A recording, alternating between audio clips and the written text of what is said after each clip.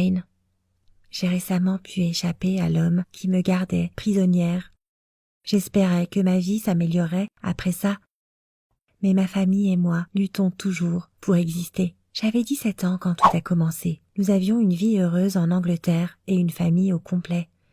Moi, ma mère, mon père et mon frère aîné, John. Tout allait bien et je me préparais à aller à l'université. Quand mon père a soudainement commencé à avoir des problèmes avec son entreprise. Il a commencé à subir des pertes et cela a vraiment affecté notre famille. Mon père est devenu tendu et craintif. J'avais le sentiment que les choses allaient dégénérer et j'avais raison. Mon père a déclaré faillite, a licencié tous ses employés et a fermé son entreprise. Cela signifiait que notre belle vie était terminée et que les problèmes et la pauvreté faisaient leur apparition. Nos économies fondaient sous nos yeux. Maman et mon frère ont aussitôt commencé à chercher un emploi pour subvenir aux besoins de la famille, du moins pour la nourriture. C'était difficile. Nous avons vendu la voiture et nous avons déménagé dans un petit appartement vétuste en banlieue. Nous pensions que tout irait bien parce que nous étions une famille unie et que nous pouvions surmonter n'importe quelle difficulté en restant soudés. Tout ce que nous avions à faire était d'unir nos forces, mais il se trouva que quelqu'un de notre équipe nous entraînait vers le fond. Il s'est avéré qu'il était le seul responsable de cette situation catastrophique. Un jour, mon père est rentré à la maison complètement brisé. Son visage était aussi blanc que neige. Il était clairement terrifié. Nous avons cherché à comprendre ce qui se passait et il a fini par avouer. Il avait perdu tout l'argent que nous avions économisé si durement ces derniers mois. Nous avons réalisé que les problèmes de son entreprise étaient apparus pour une raison. Papa jouait de l'argent depuis longtemps et un soir, il a perdu une somme qu'il n'avait pas. Il n'avait pas le choix. Et pour payer ses dettes, il a dû liquider ses activités. Puis cette nuit-là, il a senti qu'il pouvait tout récupérer. Alors, il a pris notre argent et est allé jouer de nouveau. Mais comme un joueur typique, il n'a pas pu s'arrêter à temps. Et il a tout perdu, encore une fois. C'était épouvantable. Il n'y a pas que nous qui souffrions de la dépendance de papa. Des douzaines de ses employés étaient aujourd'hui au chômage parce que mon père ne pouvait pas se retenir de jouer. Il avait tout. Et il a tout perdu. Et je ne parle pas seulement de son entreprise et de son argent, je parle de sa famille. Il nous a menti. À cause de lui, nous étions dans une situation catastrophique et nous n'avions plus d'argent pour payer le loyer de notre logement. Mon père était profondément désolé de ce qu'il avait fait et il voulait sincèrement y remédier, mais il disait qu'il ne faisait que tout gâcher et qu'il ferait mieux de ne plus s'approcher de nous. Nous nous sommes donc retrouvés seuls, ma mère, mon frère et moi. Et nous devions à tout prix trouver une solution.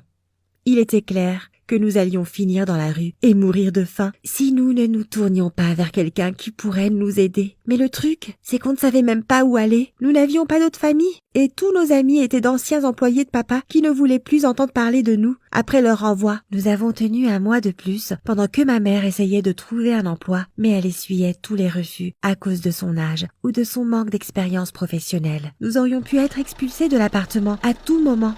Il ne restait qu'une seule personne pour nous aider.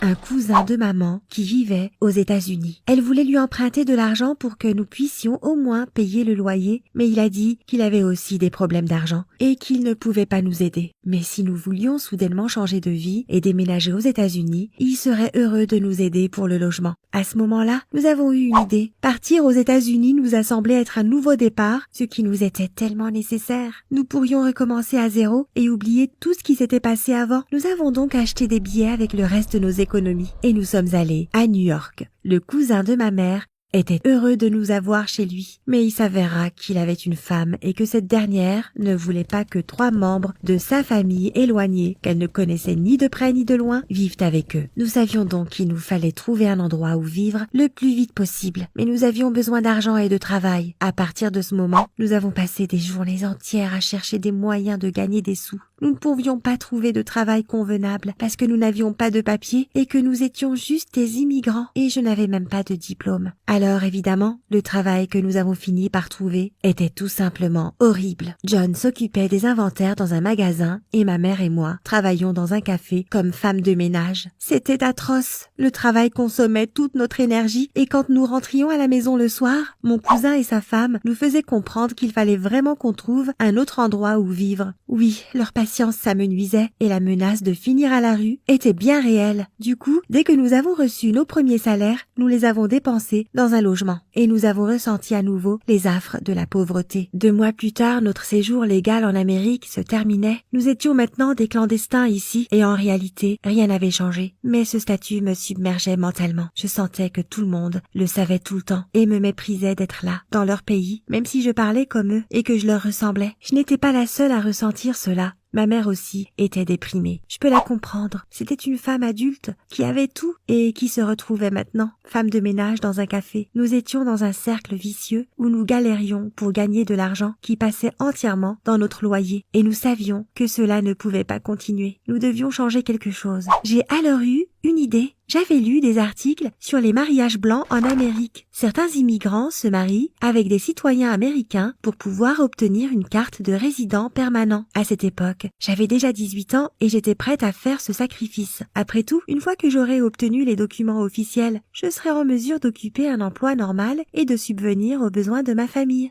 Bien sûr, c'était illégal, mais les gens le faisaient pour de l'argent facile.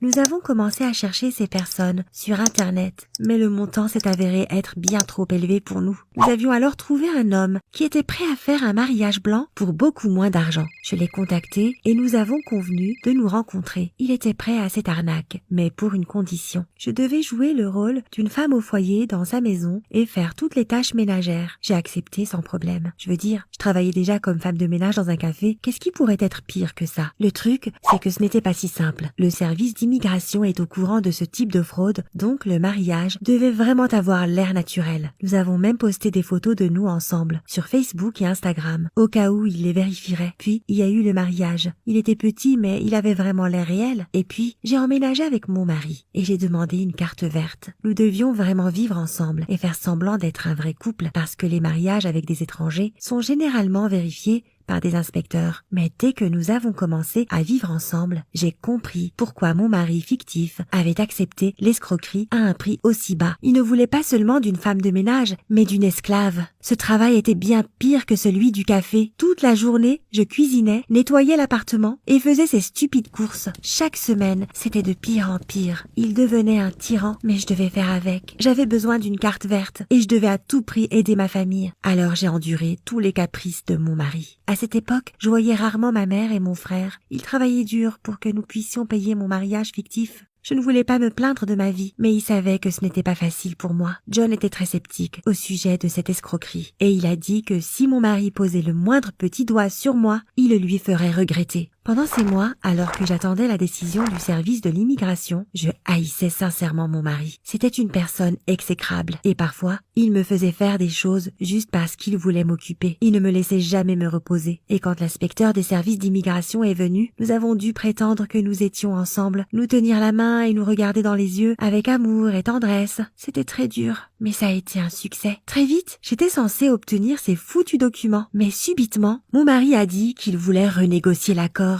Il a prétendu que je ne faisais pas bien mon travail et qu'il voulait donc plus d'argent. J'ai été stupéfaite par son audace et son incapacité à tenir sa parole, mais je n'avais pas le choix. Alors je suis allée voir ma famille pour annoncer la mauvaise nouvelle. Pour être honnête, j'avais peur d'en parler car je pensais que mon frère réagirait très violemment. Et j'avais raison. Dès qu'il a su ce que mon mari voulait, mon frère a pris sa veste et est parti en courant. J'ai eu peur parce que je savais qu'il allait aller chez moi pour faire face à mon mari. Je voulais l'arrêter, alors j'ai couru après lui. Mais quand je suis arrivée à la maison, la conversation était terminée et mon mari hurlait des insultes à mon frère. Il a dit que le deal était annulé et qu'il nous mettrait en prison. J'avais très peur car je savais qu'il était un individu vraiment sordide. Mais John a déclaré que dans ce cas, il viendrait nous y tenir compagnie parce qu'il était complice de la fraude.